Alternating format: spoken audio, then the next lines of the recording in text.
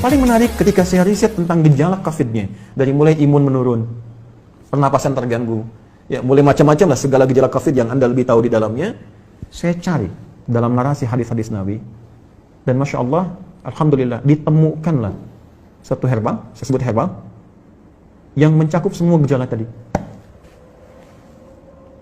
Dan itu, dunia internasional pun belum masuk ke situ. Belum ada kesadaran itu gitu. Ya, saya cek kemudian, di Indonesia nggak ditemukan materinya.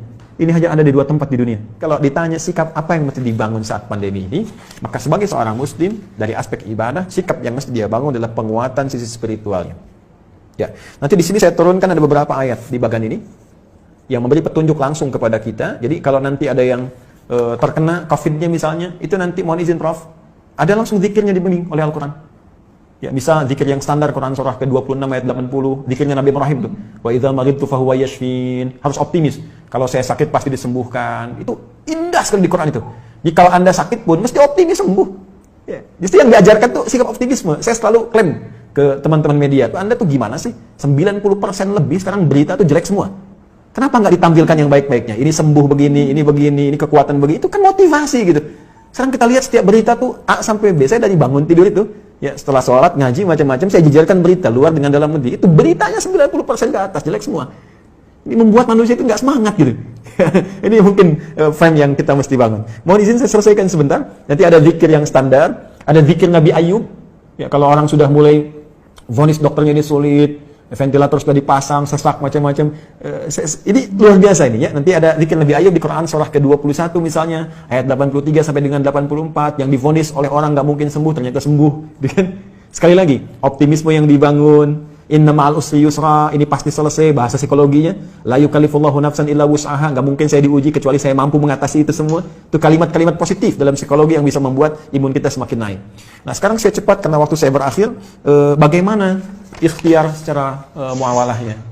Ya, tadi saya sudah singgung, ini barangkali mesti dikoordinasikan, dan Alhamdulillah di pemerintah juga sudah membuat gugus tugas kan, gugus tugas COVID, ada penanganan secara sosial, sudah ada social distancing, physical distancing, sampai masuk juga ke ranah-ranah ibadah yang mau ke masjid ya, itu sudah ada fatwanya tersendiri. Itu nanti penerapannya itu yang harus disosialisasikan ke masyarakat, karena setiap tempat bisa beda kebijakan, ya, nggak semua dipukul rata gitu. Ini kan menarik juga, satu wilayah yang sangat dalam nggak ada COVID harus social distancing di masjid, kan agak aneh juga gitu ya. Nanti itu ada detail tertentu di situ. Saya ingin masuk kepada langkah yang sangat menarik. Prof ini juga herbal, mungkin teman-teman yang lain di kesehatan juga. Tapi saya nggak bisa buka ini ya, spesies genusnya saya ingin buka dulu sebentar. Tapi saya challenge. Ya, Bu Rektor, saya challenge ya nanti tim terbaik dari Unhas. Kalau mau silahkan ke Bekasi, saya tunjukkan. Karena saya sudah uji ini 6 bulan dan Alhamdulillah 100% manfaatnya. Saya sudah zoom dengan 9 direktur rumah sakit, dengan pakar-pakar juga, dan kita support juga kepada bahkan beberapa kolega yang terkena COVID juga. Saya tidak katakan obat ya, karena obat harus ada uji klinis. Saya katakan herbal, nabawi, kan? Ini apa namanya? Prophetic healing ya, di pendekatan dari tibbun nabawi. Ada sesuatu yang sangat menarik. Nah, saya riset. Sekali lagi, riset. Gejala-gejala yang terkait dengan COVID. Dari hasil tadi, dari yang, mohon maaf teman-teman sekalian, ada yang dari Tiongkok tadi, dari beberapa negara yang disampaikan datanya oleh 4 ya, filenya datang ke saya. Dan ini hasil riset bukan sembarangan. Dari sini kita petakan kebutuhannya apa. Saya mau share begini ya, sebelum saya sampai ke herbal dulu. Ini Tiongkok. Ya, saya pilihkan beberapa halaman. Ini ada 140 halaman lebih model Tiongkok ini. Tahukah teman-teman, saat terjadi COVID ini, mereka sudah mempraktekkan apa yang didorongkan bahkan oleh Nabi jauh-jauh hari sebelumnya. Tapi bukan dalam konteks yang pertama ibadah tadi. Dalam konteks kehidupan muamalah dengan seluruh aspeknya, baik sosial, ekonomi, dan sebagainya. Saat terjadi ini, itu saya baca di laporan ini, pemerintah Tiongkok sudah mengumpulkan seluruh ahli medis dan herbal untuk berkumpul mengatasi, dulu masih epidemi, di Wuhan. Mereka kumpulkan semua alternatif. Dan yang paling dahsyat, rahmat yang diisyaratkan Nabi, yang bisa berlaku di konteks muamalah, bisa masuk ke ekonomi, bisa masuk ke ranah sosial, itu mereka praktekkan. Mereka riset apa yang dibutuhkan untuk mengatasi wabah ini. Apa saja yang dibutuhkan. Lalu mereka minta ke dunia-dunia luar, dan dunia luar ya luar biasa dengan itikat baiknya. Ada yang nyumbang APD, nyumbang macam-macam. Mereka sudah petakan, oh ini kebutuhannya. Dan sudah dilihat, ini satu hal yang dirasakan akan banyak menyebar. Karena dalam skala global, termasuk khususnya dalam politik global, ini kan isunya luas dengan 3 tipe itu, kan? Ada yang versi Amerika, versi Israel, ada yang versi Cina-nya, kan? Artinya ini kan sudah menyebar dan mereka sudah lihat. Artinya apa? Potensi dari segi muamalahnya, karena ini kan sisi agamanya kosong gitu kan, dalam tanda petik minim lah. Dia tarik sisi ekonominya saja. Bahkan dari tim mereka punya tim khusus yang dalam bidang ekonomi untuk memetakan ada ribuan list yang mungkin bisa dimanfaatkan dengan situasi pandemi ini. Ini bikin APD, ini bikin kits, bikin ini, bikin itu, bikin sampai puncaknya vaksin. Dan mereka sudah prediksi. Akhirnya dari luar ditarik nyumbang ke sana, ketika di luar merasakan sudah mulai terkena dan kesulitan untuk itu, mereka ekspor. Seperti contoh gini ya. Kami punya kelas riset. Kelas riset ini basicnya Al-Quran dan Hadis. Ada 5 kelas utama. Di antara 5 kelas itu nanti ada kelas pengusaha, ya, ada kelas dunia kesehatan. Kami tergabung dengan 400 dokter, ya, ada nakes ya, dan macam-macam. Itu belajar semua kurikulum dari Al-Quran dan Hadis. Itu spesialisasinya. Jadi kalau dokter mata, apa kurikulum mata di Al-Quran? Kita turunkan dalam pembelajaran. Ya, dokter gigi, dokter ini macam-macam termasuk kaitan dengan apa yang kita kaji. Saya riset dengan teman-teman yang di dunia usaha. Ini akan ada kebutuhan APD, masker dan sebagainya. Sampai kami buat standar yang nanti akan ditetapkan nih oleh pemerintah, ini standar APD. APD yang tersebar di Indonesia itu pionir pertama yang riset di antara kami. Ya, ini yang versi pemerintah untuk distandarkan. Ya, face shield, kita buat face shield, masker. Tahu nggak teman-teman, Prof? Kita buat face shield untuk bantu masyarakat awal-awal. Bahkan kita gratiskan. Kemudian setelah itu kita ambil bahan baku harga sekian. Dari bahan baku 25.000 baru akan disupportkan ke masyarakat. Sudah ada di salah satu toko, saya nggak sebut nama, yang ngambil dari Tiongkok 60.000 dijualnya dan sudah lolos dengan semua ujinya.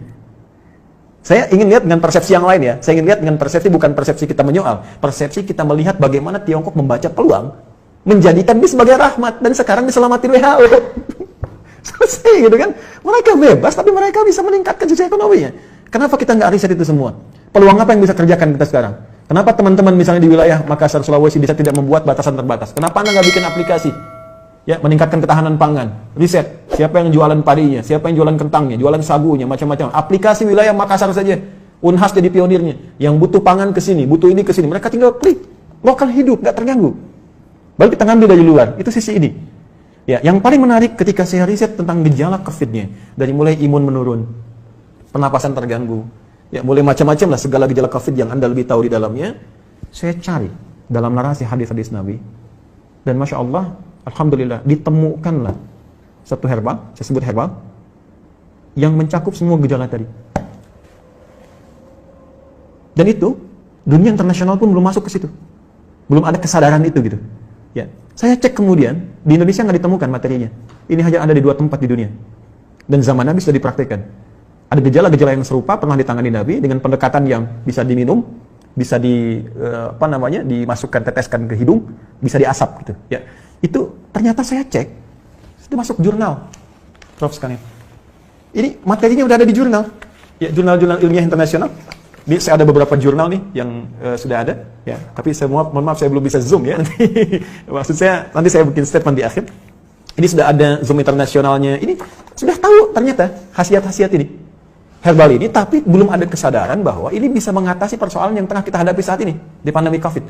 Ya, saya keluarkan itu, saya lacak hadisnya. Dari sejak 18 Maret saya usahakan, saya dapatkan dari sahabat kami, karena ini hanya dapatkan di 2 tempat di dunia, ya, di Himalaya dengan di Saudi bagian timur. Ini ada. Saya minta kemudian, dan itu alhamdulillah ada. Saya cobakan, ya kita treatment beberapa teman-teman yang isolasi mandiri ya, karena di rumah sakit kan tidak mungkin karena protokol kesehatan. Tapi menariknya kalau ada izin dari keluarga untuk kepentingan pribadi, boleh jadi pendamping suplemen. Kami 6 bulan coba ujikan itu, sampai dengan sekarang rekornya 100%. Hanya 3 hari paling lama. Ya, yang terkait dengan COVID ini saya tidak mengatakan obat ya. Kalau enggak besok nanti saya diundang. jadi saya katakan ini ada pendampingan prophetic healing. Kemudian saya sempat share juga Zoom dengan beberapa 9 direktur rumah sakit, kita berikan bantuan juga, itu dengan skala yang sangat terbatas. Dan menariknya, saya coba pesan itu, 1 kali lewat online, ya ingin tahu gitu kan, ada dilacak, ini sudah jadi produk internasional, tapi dengan arah pengobatan tertentu, bukan ke COVID, ya bukan gejala-gejala ini. Dan belum tahu kalau ternyata itu bisa untuk gejala yang dimaksudkan. Jadi kalau kita pesan pun ada, cuma kualitasnya belum tentu sama, karena ada 15 spesiesnya, 15 spesies. Nah saya coba pesan, ya saya minta staff saya pesan, coba saya pengen tahu nyampe nggak ke kita barangnya. Tahukah Anda apa yang terjadi? Begitu saya pesannya lewat ke Himalaya, ternyata barang yang datang ke kami harus masuk dulu ke Cina, dan ketika saya terima di Indonesia, addressnya, alamatnya dari Wuhan. Anda bisa bayangkan bagaimana bisa kontrol terhadap itu pun mulai ada kesadaran. Dari beberapa tempat sekarang mulai ada kesadaran untuk itu. Saya sudah menyampaikan kepada relasi terkait teman-teman, saya katakan begini sampai ke negara pun. Jika negara membutuhkan ini dan benar, ya silahkan uji.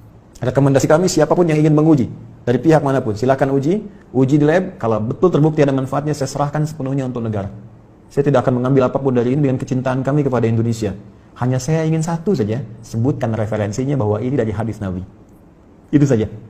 Ya, jadi saya juga challenge teman-teman yang di Unhas, nanti boleh timnya main ke sini. Anda boleh analisis, saya serahkan nanti jurnal-jurnalnya, dipelajari dan sebagainya, hadis-hadisnya, tapi infonya kami sudah 6 bulan melakukan treatment dengan pendekatan prophetic healing ini, dan hatinya 100% sampai dengan hari ini. Alhamdulillah, termasuk kemarin yang di media-media yang diinfokan kolega-kolega pejabat-pejabat, ada yang kami support itu, dan mereka menginfokan juga sangat luar biasa. Ini bisa juga untuk diabetes, bisa. Kemudian kemarin ada yang kompleks antara diabetes dengan liver, dia menggunakan medis, ya medis, belum ada pengaruh, mungkin belum cocok saja, mohon izin, ya. Lalu coba kami support dengan itu, dia selesaikan medisnya, dia tidak minum dulu, dia konsumsi itu, kami berikan, karena ini hanya 2 pekan, hanya boleh dikonsumsi dalam 2 pekan, kemudian selesai, 1 pekan baru nyambung kembali. Apa yang terjadi? Hanya dalam 3 hari, terjadi pemulihan yang sangat luar biasa, dia sudah bisa ke masjid, sudah beraktivitas, dan sudah normal kembali. Saya ingin katakan begini, betapa ini rahmat untuk kita dalam aspek muamalah. Kita bisa terbuka, bangsa kita bisa lebih kreatif, bikin APD, bikin peluang, bikin macam-macam, semua sifat makro dalam bernegara itu bisa kita dudukan di sini. Ya, dari segi ekonomi apa sih yang bisa kita ambil manfaat dari sini? Jangan dikeluhkan semua. Ya, dari segi ibadah sudah selesai tadi. Ya, dari segi kehidupan sosial seperti apa? Ada banyak hikmah yang bisa kita gali. Silaturahim, penguatan di keluarga, ya, penguatan di kampus dan sebagainya, dan tentunya teraplikasikannya nilai-nilai kebangsaan dengan nilai yang lebih luas. Saya kira itu yang bisa saya sampaikan. Ya, sebagai uraian dengan basic tadi apa yang dimintakan. Saya pikir Bapak Ibu lebih memahami apa yang saya sampaikan, dan saya banyak belajar dari Bapak Ibu sekalian. Ini hanya share saja apa yang saya temukan. Boleh jadi Anda menemukan yang lebih baik dari apa yang pernah saya risetkan.